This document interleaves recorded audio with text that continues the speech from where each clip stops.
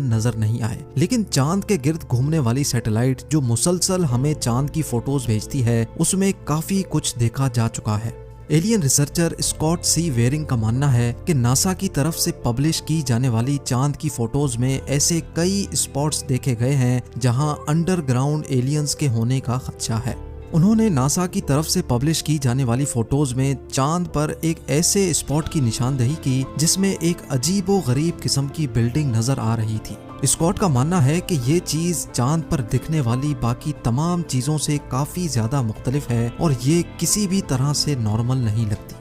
जब स्कॉट ने अपनी ये रिसर्च पब्लिश की तो उसके बाद जो हुआ वो यकीन करना मुश्किल था। चंद ही दिनों के बाद जब नासा ने चांद की फोटोज अपडेट की तो वो बिल्डिंग नुमा चीज वहां से गायब हो चुकी थी। स्कॉट का मानना है कि अगर चांद पे किसी भी किस्म की एक्टिविटी नहीं हो रही तो फिर ये बिल्डिंग नुमा चीज यहाँ से गायब कैसे हो गई। या तो नासा ने उस स्पॉट को एडिट करके छुपा दिया है या फिर वाकई चांद पर कोई ना कोई एलियन एक्टिविटी हो रही है। बात सिर्फ चंद फोटोज में दिखने वाले स्ट्रक्चर्स की ही नहीं है। साइंटिस्ट को चांद की डार्क साइड पर, यानी वो साइड जो हमें अर्थ से नजर नहीं आती, वहाँ एक बहुत बड़ा एरिया मिला है जो चांद के बकाया हिस्से से काफी ज्यादा मुख्तलिफ है। देखने में तो ये एरिया सिर्फ डिफरेंट ही लग रहा था, लेकिन तहकीक के बाद जो मालूम पड़ा वो और भी ज्यादा हैरत अंगेज था। साइंटिस्ट का मानना है कि चांद का ये हिस्सा 43,000 स्क्वायर किलोमीटर जितना बड़ा है और ये उस मिट्टी से नहीं बना हुआ जो नील आर्मस्ट्रॉन्ग लेकर आया था, बल्कि ये एक मेटल से बना हुआ है।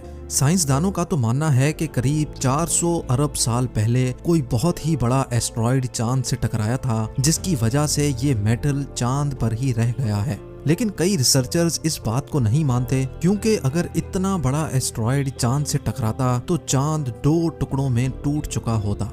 उनका मानना है कि मेटल से बना चांद का ये हिस्सा यहाँ मौजूद अंडरग्राउंड एलियन सिविलाइजेशन की निशानी भी हो सकती है। चांद से हटकर अगर मार्स की बात की जाए तो अभी तक हम 21 रोबोट्स मार्स पर भेज चुके हैं।